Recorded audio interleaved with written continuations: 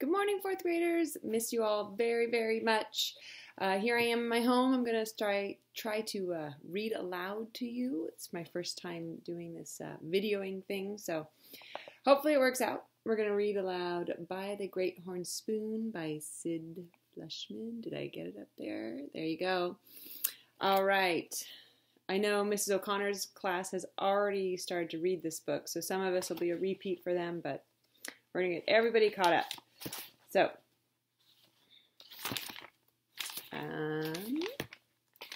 Chapter 1, The Stowaways. All right. A sailing ship, sorry, I want to make sure that I'm not going too long, so I'm going to start my timer. Okay.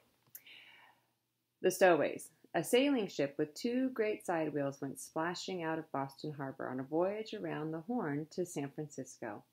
Below decks, in the creaking darkness of her cargo hold, there sat 18 barrels of potatoes. Inside 2 barrels, side by side, there squatted 2 stowaways. It was not once upon a time.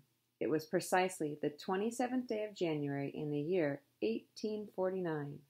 Gold had been discovered in California some 12 months before, and now in a rush, the gold rush was on.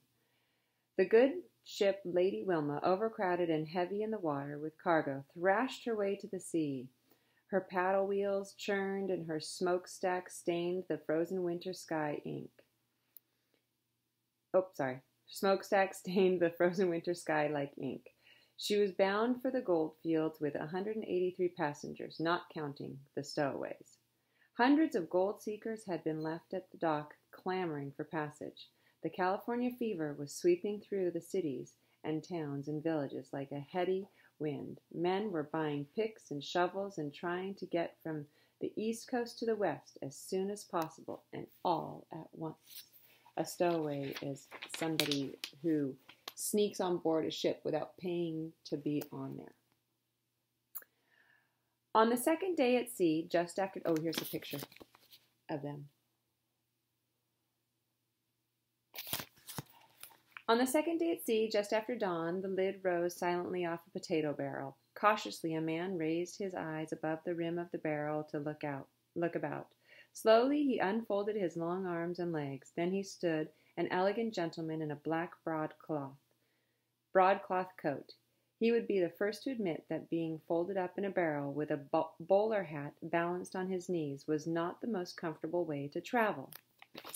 A bowler hat is that fancy hat that he's got right up there.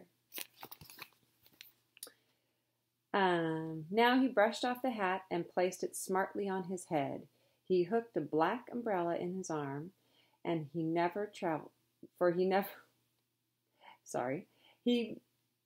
hooked a black umbrella on his arm, for he never traveled without it, and pulled on a pair of spotless white gloves. He felt very nearly frozen solid, but permitted himself a most contented smile. Then he gave a small tap to the barrel beside him.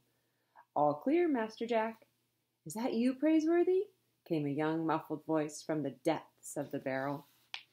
"Your obedient servant," the man replied, and lifted the lid.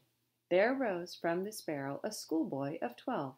He had been sucking a raw potato to slake his thirst. A patch of hair fell across his forehead in a yellow scribble. He had never been so cold, hungry, or miserable in his life. On the other hand, he had never been so happy. He wouldn't have traded places with anyone. His pepper-black eyes were considerably brightened with the fever of adventure. He smelled of potatoes from head to toe. His thin nose, which was smudged, felt like an icicle, but he permitted himself a most contented smile. "We made it, Praiseworthy," he said. "We did indeed, Master Jack." Jack gazed at the dark cargo shapes piled high around them and listened to the scrape of the sea along the wooden hull. He thought of home and Aunt Arabella and the friendly blaze in the big stone fireplace. There was no turning back now. They were on their way to the gold fields. "Hungry?" asked Praiseworthy. "I could eat, I guess," said Jack, who didn't want to give the impression that he had any complaints. "Cold?" "I've been colder, I guess," said Jack, although he couldn't think of when. "I suggest that we see what can be done about improving our accommodation," said Praiseworthy, tapping his bowler hat firmly in place. "Shall we go?" Go, Jack replied. Go where? He fully expected to pass the voyage below decks with the cargo. He had read dire accounts of the treatment handed out to stowaways on ships at the sea. Why, to pay our respects to the captain, said Praiseworthy. The captain? The words very nearly caught in his throat. But he'll put us in chains, or worse. Leave that to me, said Praiseworthy, with an airy lift of an eyebrow. Come along, Master Jack. Jack gathered courage from Praiseworthy's cool assurance. As far back as Jack could remember, he had never known anything to ruffle Praiseworthy's calm. In his black bowler hat, his black coat, and spotless white gloves, he was easily mistaken for a professional man, a lawyer, perhaps, or a young doctor. But he was nothing of the sort. Praiseworthy was a butler. He was a butler by breeding, by training, and by choice. More than once Jack had heard his Aunt Arabella say that Praiseworthy was the finest English butler in Boston. He had been with Jack's family since before Jack could remember. It seemed to him there had always been a Praiseworthy. The ship gave a lurch, and the stowaways, gathering up their 2 carpet-bags, picked their way through the darkened passages of the hold. Carpet-bags like a suitcase. Jack saw barrels of smoked fish bound for San Francisco. There were thousands of feet of lumber and enough bricks to build a hotel. He saw boxes of rifles and 2 brass cannons to fight off wild Indians, he supposed, and he could make out wet bundles of grape cuttings, enough to plant a vineyard. With his heart thumping, Jack followed Praiseworthy up a ship's ladder to the creaking deck above. He was sure the captain would put them in chains, at the very least. Now the whistling of the wind came to them, and the thrashing of the great sidewheel seemed as loud as thunder. They found themselves in the crew's quarters, where daylight barely penetrated. A sailor with a gold ring dancing in his ears was filling a lamp with whale oil. "My good fellow," said Praiseworthy, "can you direct me to the captain?" The sailor looked up with a curious squint, and the ring in his ear did a jig. "The wild bull of the seas? Eh, mates?" He lifted a wet thumb as a pointer. "Up there." Up there they went, climbing another ladder to another deck, and now Jack was sure the captain would have them walking the plank, at the very least. Wild bull of the seas, but Praiseworthy was a match for anyone, he told himself, and tried to keep a straight and firm jaw. They entered the main saloon, where shivering passengers were swarming like bees around 2 pot-bellied stoves. Everyone seemed to be talking at once and saying the same thing. "You've been hogging that stove long enough." "I got here first." "Let me in, partner." Jack saw men of every description, and some who defied description. They were lanky farm boys in rough boots and dandies in tight pantaloons. There were Yankees in beaver hats and Southerners in planters' hats. There were tradesmen and politicians, Frenchmen and Dutchmen, fat men and thin ones, gentlemen and scoundrels, with not a woman among them. They were bound for the goldfields, which was no place for women and children. "Give me a turn at that stove, gents." "Stop pushing, sir." Praiseworthy tapped the nearest gold seeker on the shoulder, a frock-coated man with a sword cane, and inquired, "Can you direct me to the captain, sir?" The man lifted his sword cane and pointed. Up there," he snapped, and returned to the fray. In due time, after climbing another ladder, the 2 stowaways found the captain in his cabin, with the door banging open and shut with the roll of the ship. He had just come in from deck, and his wet oilskins lay in a heap. The wild bull of the seas, his legs apart, stood bent over a long table. He was trying to thaw the ice in his curly black whiskers over a lighted candle. "Well, don't just stand there invitin' in the weather," he said in a voice like a roar of a cannon. "Come in." The butler shut the door, only to have it fly open again. "Praiseworthy at your service, sir," he said. "And this young gentleman is Master Jack Flagg of Boston, who seeks his fortune in the goldfields. Come here. My doggy wants to come say hi. Hi. Say hi to everybody. Bah! Bah! The ship's master, whose name was Joshua Swain, hardly bothered to look up. It was hard to tell whether he was a good man in a bad temper or a bad man in a good temper. He had a plump nose and wore a long blue coat with a row of brass buttons the size of gold pieces. The Lady Wilma pitched and rolled, and the candlestick slid from one end of the long table to the other. Captain Swain caught it just in time. "Blasted weather," he growled. "And me racing the Sea Raven around the Horn. Me with my hold full of bricks and twice as many passengers as I ought to carry. But I'll bet the Sea Raven, by grabs, but I'll beat the Sea Raven, by grabs, if I have to throw the extra passengers overboard." So the two ships are racing to the gold fields. And the ship they're on has lots of cargo, so it's heavier. The door banged shut, and Jack, now wide-eyed, stared at the ship's masters as if he were a stout devil in brass buttons and frozen whiskers. He would give them the plank for sure. Again the ship lurched, the candlestick flew, but this time Praiseworthy caught it in mid-air.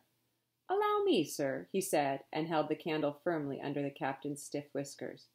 But the wild bull of the seas couldn't stand still, and Praiseworthy was soon following him as he paced the cabin. "Do you know what the Sea Raven carries in her cargo holds?" Captain Swain bellowed. "Miners, boots and flannel shirts and mosquito netting. Mosquito netting! She's so light in the water her keel is hardly damp." Then he stopped to thaw his beer over the flame, and the roar went out of his voice. "Ah!" he sighed, and in another moment a smile appeared in the weathered creases of his eyes. "That's better. Now then, gentlemen, what can I do for you?" Jack exchanged a quick glance with Praiseworthy. He remained perfectly at ease. "We wish to report a pair of stowaways, sir," said the butler. At that announcement the captain's smile vanished, and he exploded again. "Stowaways!" he roared. "Stowaways!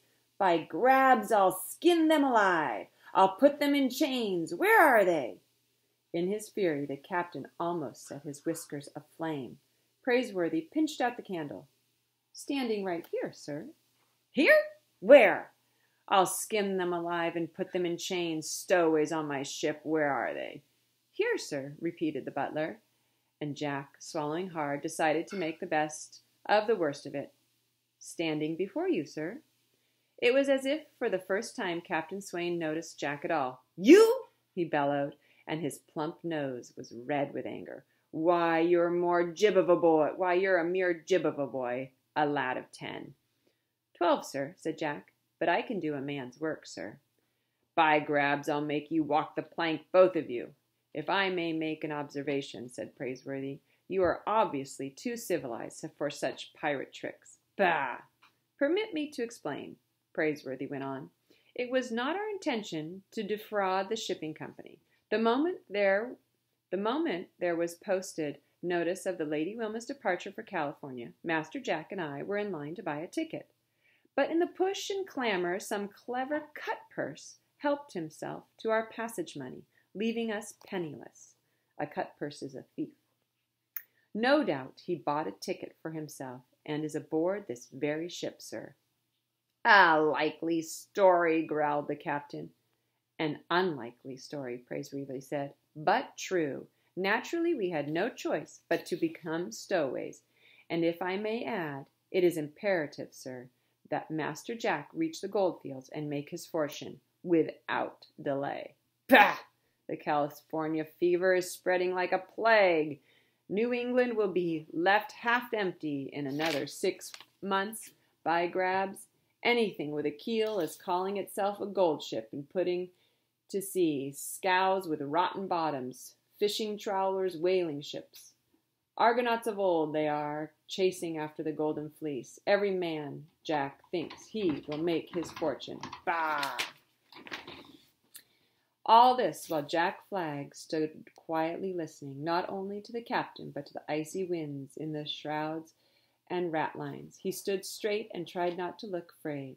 He had made up his mind that he must reach the treasure streams of California one way or another.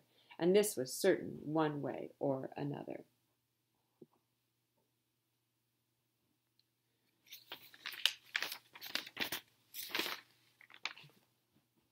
All right, that's all for today.